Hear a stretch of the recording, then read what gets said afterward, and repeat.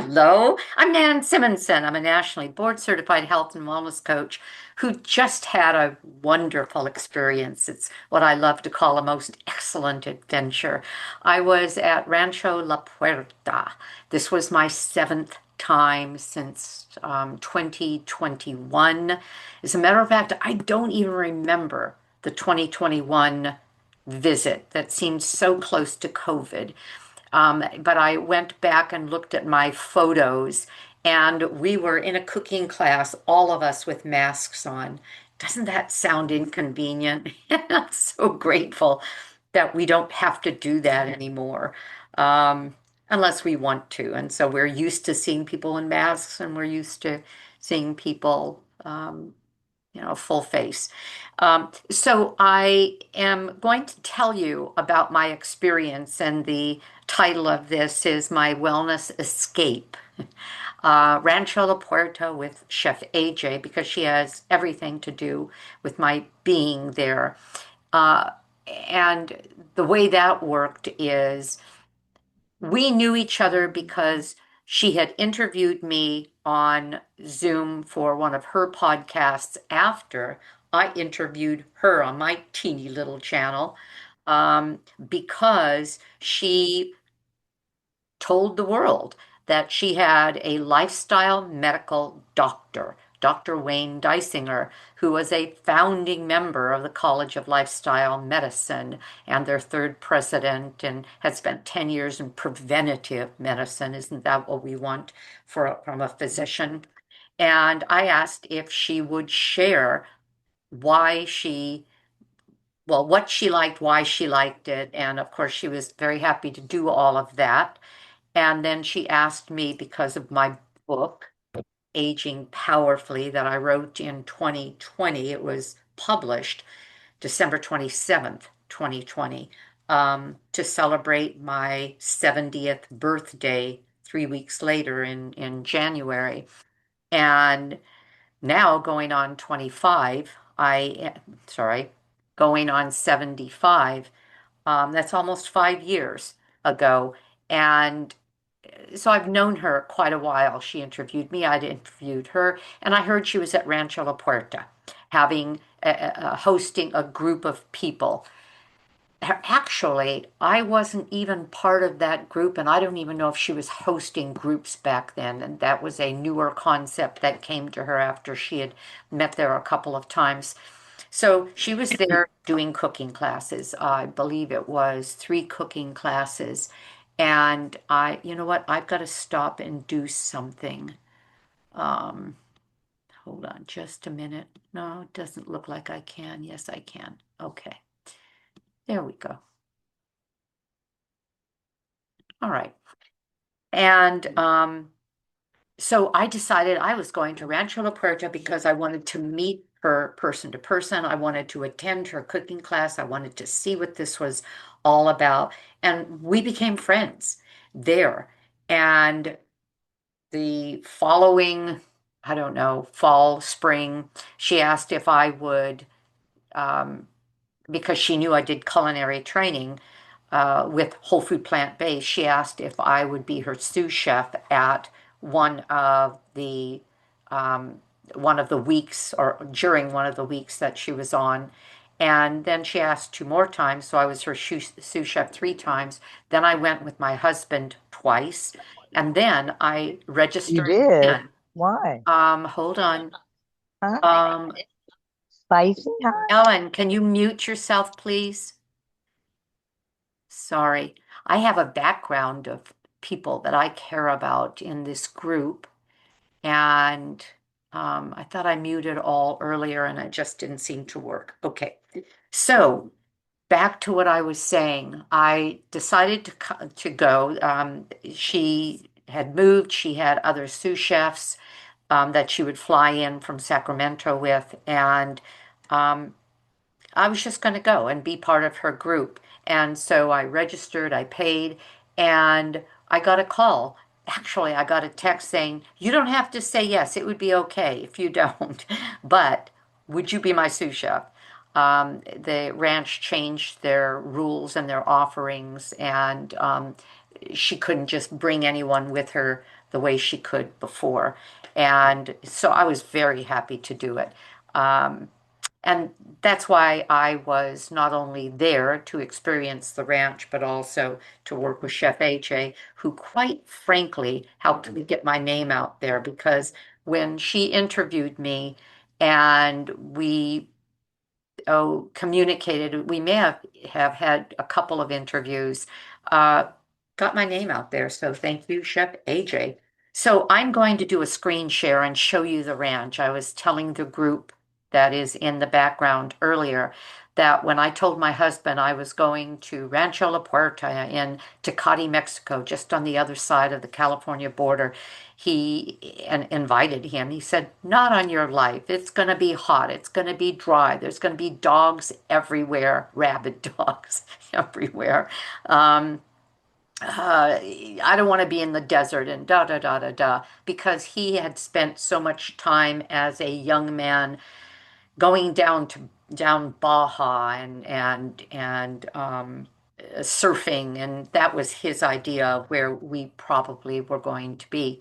And as I said, he went with me twice, and he actually really enjoyed it. So I'm going to screen share because I want to show you what this experience was like because my ending words will be to you. You don't have to invest in a place like this, go to a place like this to find peace, camaraderie, wellness. We'll get to that at the end, and hopefully the end isn't going to take too long. Sometimes I can get started and there it goes. Okay, here is my PowerPoint. And let's see if I can get the slideshow started and continue to share. Yep. Okay. All right. So, was this an escape? Not really. I like my life and I have a husband and I have three cats, but I got to tell you something. It was kind of fun. Maybe it was an escape to leave him with the litter boxes because they're indoor cats. And there are three litter boxes. They have two catteries, one upstairs, one downstairs, where they have exposure to the outside in caged patios so they can go out in and out anytime they want. And they've got a couple cat boxes out there and then one inside. And they're fed twice a day and da da da da da. And he comes home for lunch every day. So I'm there to make lunch every day at a certain time. And if I'm going out with a friend, I'll make it and leave it for him. So yeah, maybe this was an escape and meals every night. We don't go out much because when we go out, there's always something about the food that will leave me feeling that I ate something I really didn't want to eat and wouldn't have if I was cooking at home. Too much oil, too much salt, too much sugar, or who knows what they used as a sauce that wasn't even food at all. So let's get into Rancho La Puerta. This on the left is Deborah Seke, Sekely. So it's Sekele.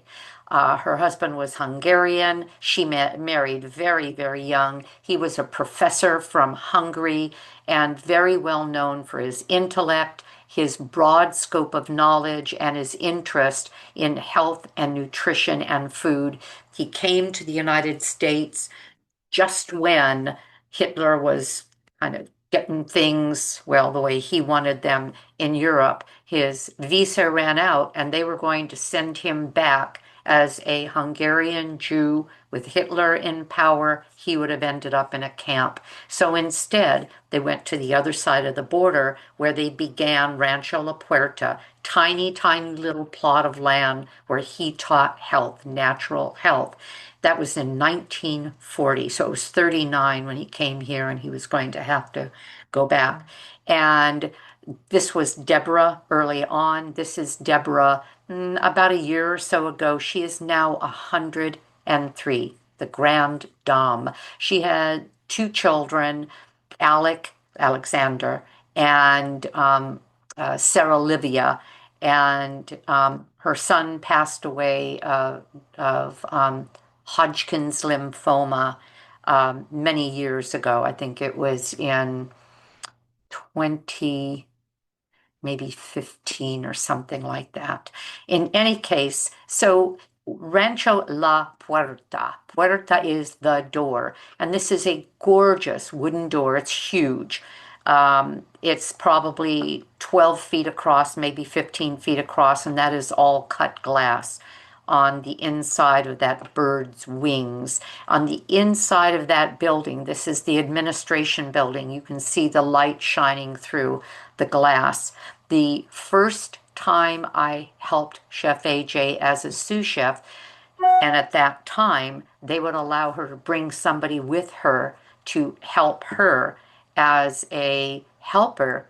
I was able to go without paying. Boy, that saved a lot of money. And I helped her with everything she needed. But this was our room then. This was the patio right outside the room. The landscape at Rancho La Puerta is covered with natural oaks, Quercus acrifolia, California oak trees, and they are enormous because the ranch has been there. And when they came, I mean, since 1940, it's 85 years, and when they came, already it was an oak strewn valley.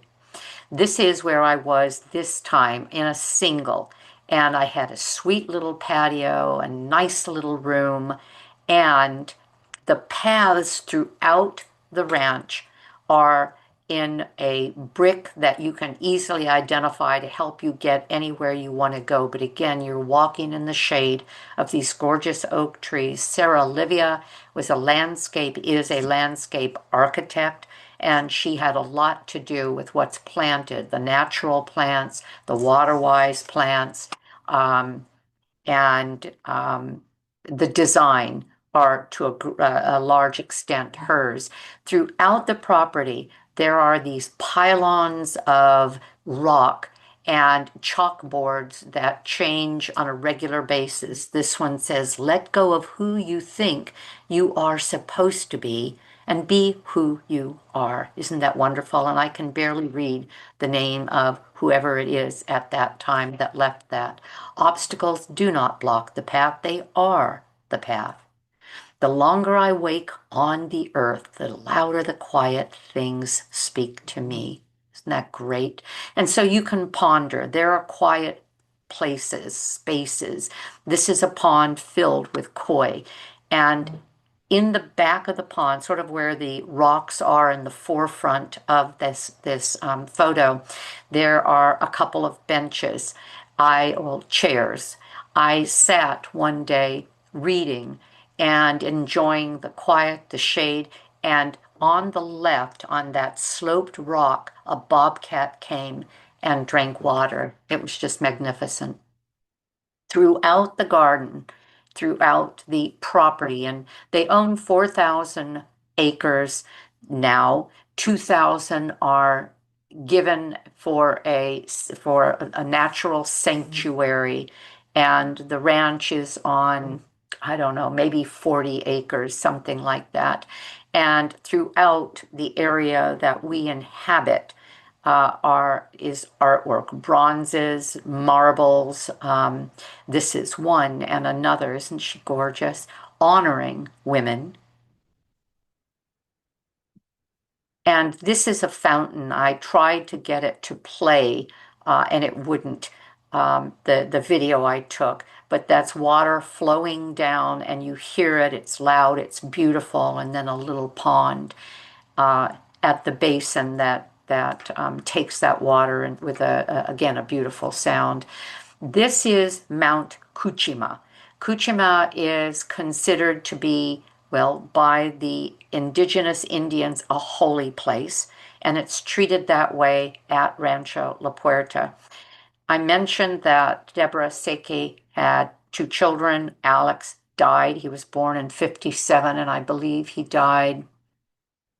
Actually, I think he died in 2002. He died at 45, 48 of, as I said, lymphoma. This is Alex's oak at the top of the highest peak of Kuchima, and everywhere on the ranch when you look up the mountain, you can see Alex's Oak. I walked up there. It's an 8.8 mile hike, and I think you're going up, is it, it's a 1,500 foot climb the way we walk. And the mountain is at that point about 3,800 feet high. This was when I didn't have a torn meniscus. I can't do that now, but boy, I loved that day when I could. And they have this labyrinth, and because of the dappled shade and the bits of sun, it's hard to see what you're looking at. But the labyrinth takes about 20 minutes to walk in and out. There is a rock that is an artificial rock because there's a dial on it. When you turn the dial, some marvelous flute music plays as a sort of backdrop to a meditative period that you can follow the walkways, these narrow walkways on the labyrinth. It will take you to the center and then take you right back out again. It's rather magical. Deborah's daughter, Sarah Livia, also lost a child at 18 years old. And this area right here is called her Forest of Dreams, and it's dedicated to her. She died at 18 in an auto accident. So this is the way out, the way to head toward the path for Mount Kuchima, to Quail's Path, to there's Quail Path, the Forest Path, the Oak Path, as they call it. Um, and every morning, a lot of people, not everyone, nothing is regulated in terms of what you must do, but they do guided walks every morning beginning at 6 a.m. I prefer now to take my own walks, and I did each morning that I was there. And there's a creek flowing through with watercress growing naturally in the creek. You wouldn't eat it, I don't think, because the water comes down from the city. But the walking under the oaks, along the path, seeing what there is to see, and one destination, and people can do this as many times as they want. Most of us only do it once, but we do a walk. It's about 50-minute walk to the organic garden of Rancho La Puerta. We could have been driven in and we could have been driven out. A lot of us get driven in, have breakfast. They set up this gorgeous breakfast for us, and I'll show you the room that it's set up in just a bit. And then we drive out so we can get to our class. The way the classes work there is that there's this early morning activity.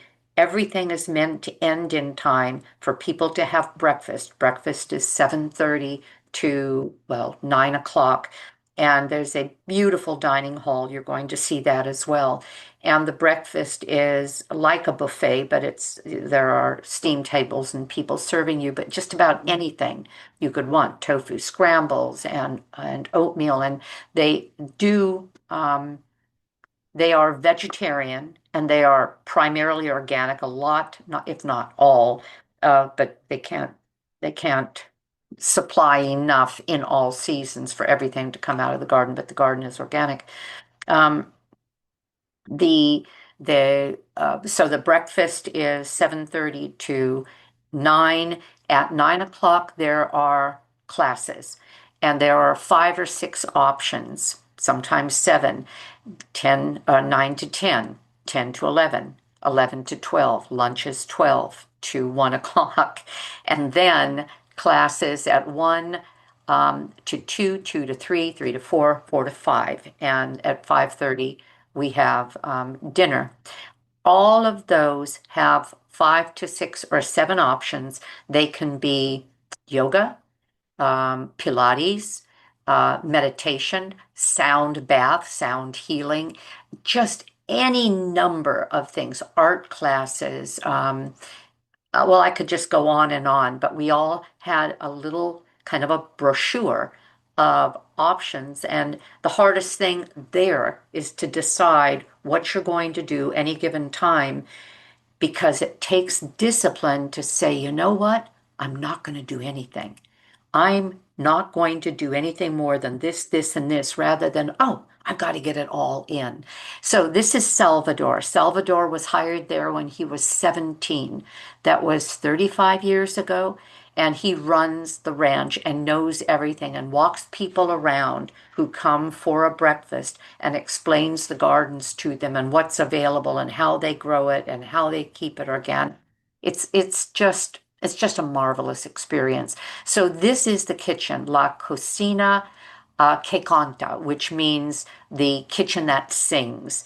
And I did because he couldn't get it all in, a panoramic view. And this is the way the panoramic view looked. In other words, I was able to get all the walls in at once, but no, there's not a curved island. What you're looking at is that right there. And this is set up not for the breakfast that we walk for. The breakfast, when we walk there, has just an entire counter of offerings, just everything you can imagine, and marvelous. In this case, it's set up for Chef AJ's, and in these, well, gosh, I think every time I've been with her, so it's been four as a sous chef, there are three classes, Tuesday, Wednesday, and Thursday, 4 o'clock to 7. They're back in time to then take a 8 o'clock, whatever is being offered that night. It's usually music or a talk. Our 103-year-old Deborah Seke, I'll call her the grand dame there again, spoke on Wednesday night. So we were all anxious to go and hear her, because when you have a 103-year-old lucid, active woman, who created this 85 years ago, you want to hear what she has to say. Um, Chef AJ begins by explaining what we're doing. In this case, we had 15 recipes. There were 16 of us, actually, because I did count as a guest, because I was a paying guest. And um, she had, again, three classes, Tuesday, Wednesday, and Thursday. And everybody, line you back up again if you look, there are lucite holders for the recipes all the way around. Introduced herself, told them what was the most complicated of the dishes, and they may want to choose something easier if they usually don't spend time in a kitchen. And then everybody chose a recipe, and some doubled up and then went back and did a second recipe. It was just, and it is just magical. So that's a close up of the cooking station for any given thing. The items are clean, they're ready to go, and they are not measured. And so people have to do the measuring and the chopping and all of that. This is somebody I can show because I was able to ask her last night if she could. I decided not to. I didn't get back until Saturday. Sunday was all taken up with activities. And so Monday, I connected with Maria to ask if I could show her picture. And we did this with everybody. Everybody got photoed while they were cooking if they wanted to be, and then got a photo of their finished dishes. It was really a lot of fun. And Maria and I met, I don't know which of my other 6 times, um, but it was like, well, it was like friends, old friends coming together again. And there she is with Chef AJ. That's what she was making, refried beans, and out of an Instapot. This was just so perfect to have beans so easily done in an Instant Pot, from dry beans to serving in what, a half an hour, 30, 40 minutes. And I think in this one, she was making almond milk. We were making almond milk, and serving that as an appetizing kind of a little creamy sweet treat, because a date was in this almond milk to give it a sweet taste. This was the production of Tuesday and Wednesday night. The Tuesday and Wednesday groups each had the same thing. The first in a row was the enchilada strata, and then Mexican rice and the refried beans, and a mango strawberry salsa, and a guacamole that's made with peas, and a cabbage salad, and I don't remember what the last one was. And then the Thursday night, we had burgers. These were sweet potato burgers and roasted vegetables and a quinoa salad, and then just on and on.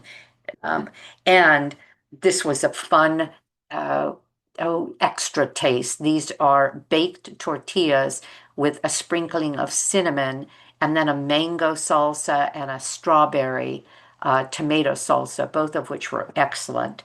So all fat-free, sugar-free, in other words, oil, salt, and sugar-free. There we were triumphant at the end of one of our classes. These photos are a combination of the newer and the older. This was Tim when we were together having a great time at the cooking class as members, because of course we had gone there as paying guests. Um, this is the kitchen. This in or the Yeah, the kitchen. The spire in the back or in the front actually is an Italian cypress, and this entire area is what you see approaching the dining room. This is the dining room inside, upstairs and downstairs dining. This is outside. You have to really look, but straight through that speckled, that dappled, sunny walkway is a fountain, beautifully melodic. And we were getting ready for the party on the last day. They always have musicians in, and but we dined every evening as well as all of our meals were taken outside. We went into the kitchen to get our lunch and our breakfast, but we could bring it outside, inside. But most of us spent most of our time outside. It was that beautiful. And this was looking back at our time, my husband and I together. Every day there would be a menu on the table of what it is or what it was that they were serving, and you can see that they are vegetarian, I should say pescatarian. Catch of the day was one of the options. We had our own menu that was salt, oil, sugar, and completely vegan that we could choose from, or we could actually eat anything we wanted to. This would be an option of a simple breakfast, lots of berries and oats, and I can't remember what's on the right-hand side. I It's ridiculous, but I don't know what that was. It's not a corn tortilla, it was something and then just more fruit. This was something that I had for breakfast, and there's a lot of food, and we ate like this at every meal, just huge amounts. On the upper left, it was cabbage and Nepalese, the cactus strips and tomato, and then berries and fruit, and then a vegetable, freshly made tortilla taco, and then on the left-hand side was a tofu scramble, an example of what we would have for dinner. We just chose from a lot of options, and this was baked potato and steamed vegetables, and it just went on and on. Fruit was offered instead of dessert if we wanted that, and that's what we wanted, and it was beautifully presented. And then occasionally, only twice during the 7 days, did we get something like a cookie or a scone. On the left-hand side is a scone, on the right-hand side, a chocolate chip cookie, both of which were vegan, gluten-free, and sugar-free. Isn't that great? And I'm going to go back to this because I'll show you when we finish the Rancho Classics 85th anniversary recipe booklet that we were gifted. And I came right home, and one of the things that I did on Sunday was that out of that cookbook, made the green goddess dressing. No oil, no sugar, and actually it does have a bit of sweet in it. They recommend agave. I'm not crazy about the idea of using agave, so I just used a tablespoon of honey, but it's just delicious because it's a pour over sauce for everything besides just a salad. Roasted vegetables, topping a grain bowl, spreading on a salad or a sandwich or a wrap, dips for vegetables, pizza flatbread sauce on potato salad base. I mean, on and on and on. It was just Wonderful. And so I'm doing a video of that. Watch for it because after I post this, sometime this same week, this is the week of July 29th, I'll post the recipe for that green goddess dressing. And again, walking the ranch, this was the view we had. There were no deserts, there were no rabid dogs, and there were signs helping us get through this meandering ranch. A knoll of grass and there were benches everywhere. You can see a bench swing looking down at one of the, I believe it's 4 or 5 pools. And this is that same view, but looking straight ahead at that magnificent oak and the bench beneath it. There are hammocks. Tim loved the hammocks. We had a good time with them. And again, look at the branches of this ancient, ancient oak. Speaking of hanging things, this is Tim taking his first yoga class back the first or second time he went with me. And there's so much time just to sit and relax. I was loving that book, Can't Nothing Bring Me Down. And then I did something rather, hmm, I'm going to say transformative. There's something called Watsu, which is water. Um, um, I'm losing the second word. It's I'll remember. I just got to put it back in my head. Oh, water shiatsu. Shiatsu is a Japanese form of meditation using water to float in, to kind of lose yourself in. Well, Watsu is has been shown to be a responsible for and helpful um, because it's therapeutic and deeply meditative in helping people with emotional release, deep relaxation. And one of the things that I did because I've done it before, and a lot of people told us that Rob, the new master, shiatsu master, was just remarkable, and he really was. Our family just recently went through something very difficult. A couple of months ago, my somebody very, very dear to me, 33-year-old, already has a year and a half son, 6.5 months pregnant, she, lost her baby. Um, it died in utero. They had to do a C-section. She didn't do well with that. She was in the hospital 3 days, and they were given the option to say goodbye to their daughter, Vera. She was already named. They were already working on her nursery, and to actually have her with them in their room in a bassinet. And they chose that. And we all, my husband wouldn't, but we, her husband and her and I, held Vera and prayed over her and said goodbye. Um, because she was a little child that we were only months away from saying hello to. I didn't realize how traumatizing that would be because it all made sense at the time. And as I look back, I wish so badly that we didn't have to say goodbye, meaning that she had been able to, well, live her life out. So I did Watsu because it is used therapeutically at the Veterans Administration to help these big, burly veterans, some women, some men, get through the trauma of war.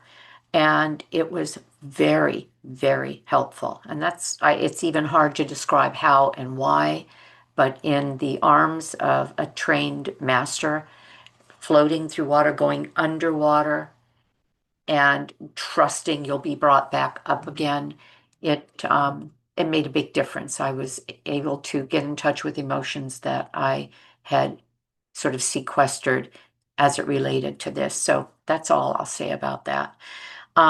Art studios and Pilates studios and yoga studios and gyms where we did lots and lots and lots of different kinds of body work with weights and bands. And we learned basically how to take care of ourselves. I did something I've never done there in all this time, and that is taking an art class because I'm terrible at drawing and I'm terrible at, I thought, art, even though as a landscape designer, um, which Nanscapes was my company for 15 years, but I designed landscapes for over 20. Um, I know spatial relationships, I know color, but I couldn't put it down on paper. I took a class, and I took a class this time, and I was just thrilled that we were making mandalas. Uh, and anyway, I'll just leave it at that. And it was marvelous. And then this is the largest meeting room they have. It's called Oak Tree, and it's made completely of oak. Um, when Deborah was there speaking to us, that front little space, right? You can see my cursor right there is where she sat with her daughter, Sarah Olivia. Sarah's probably in her early to mid 70s, and a fellow, Barry, who watches over her all the time. And the questions and the answers, and we were all sitting on the floor in front of her. It was just wonderful. And that's also where the sound healing is done, laying on the floor, head toward these uh, bowls. I want to say crystal, and they are crystal, but they're not faceted, but their sounds resonate in such a way that it actually affects us at a cellular level.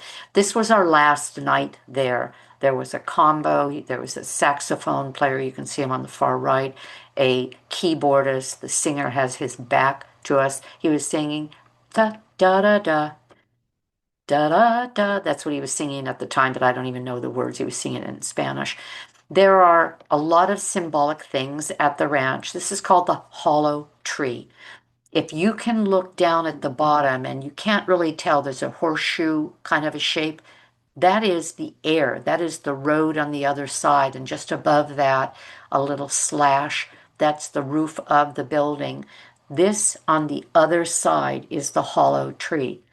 Anywhere else that didn't honor age and experience and um, objects that represent life would have taken it down a long time ago. But this oak is safe. It is cared for diligently, and it represents the fact that we can be hollowed to the core of our essence in the most difficult times of life, but always be able to hold on and come back. And I loved that about it. Look at that, sweetheart. It is just, there's no heartwood anymore. It's just the outer wood. And it is, again, ancient.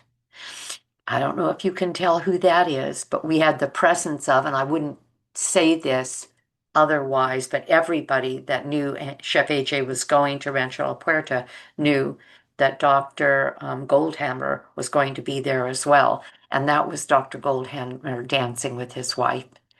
And that was a representation of one of the things I love there, the fabulous food. Another thing I love there, Chef AJ. And another thing is the relationships we build. On the left-hand side is Rabecca. Rabecca is one of Chef AJ's most glorious examples of success based on her weight loss plan. Rabecca lost well over 100 pounds, and I'm thinking it was closer to 150 or 180 pounds. And she was there with Chef AJ that first time I went. So the essence, and I'll read it, you read it with me. The essence of Rancho La Puerta isn't limited to its grounds. It's a way of living we can all choose, rooted in nature, connection, movement, mindfulness, and love. You don't have to travel far to find what nourishes you. The same peace and connection we seek at a retreat can be found in a quiet walk, a shared meal, a mindful moment at home, and a little space to breathe. The real sanctuary lives within us. A retreat may spark the flame, but only daily choices keep the light alive. Okay, I'm going to bring you back. All right, let's bring this up. There you go. This is one of the little booklets that I came away with, and that's the 85th um, anniversary. And this is a photo of the green goddess dressing that I will be sharing the recipe for. And I was going to even make and share the recipe for the scones, but in my whole food plant-based dietary style, I want truly whole foods. And the scones have 3 cups of gluten-free rolled oats, um, and dried cranberries and coconut milk but they have coconut oil, not so much, not with the saturated fat, and they have 1.5 cup 1.5 cups of gluten-free all-purpose flour. In other words, just a white flour. So I ate them while I was there. As a matter of fact, as they say, the more you eat those highly calorically dense foods, the more you want. I can't think of the last time I sat down and had 2 of something like scones and took one back to the room and the next day had another one. And the same thing with the chocolate chip cookies I showed you the photo of. The recipe's not in here for that. Gluten-free, etc. But you can bet that they also had things in them that make you want more and more of just that, because that's exactly what happens. So that's the end. I thank you for being with me this long. I thank you for the indulgence, uh, and allowing me to share with you a magical space that left me close to 15 people, many of whom I hadn't met, but several of whom I had. Maria, I told you I had met before. Barbara, who comes in from South, uh-oh, um, Barbara, who comes in from South Africa for Chef AJ's um, events, was there. And we hadn't seen each other for, gosh, 3 years, 2 years, and yet it was Old Home Week. We hung together. So the people, the place, the meaning, the intent to live your best life when you can, is all of what I found to be healing and a chance to, see, I can't even say this without getting emotional, truly say goodbye to baby Vera during the Watsu um, event. Um, anyway, so sorry for all of this extra stuff. So that's all. Okay. I'm glad you're with me. Please subscribe if you're not. Give it a thumbs up. If you liked it, share it if you will. And as I always say, have a great day, because I know that I'm going to. Again, thanks for joining me. Bye bye.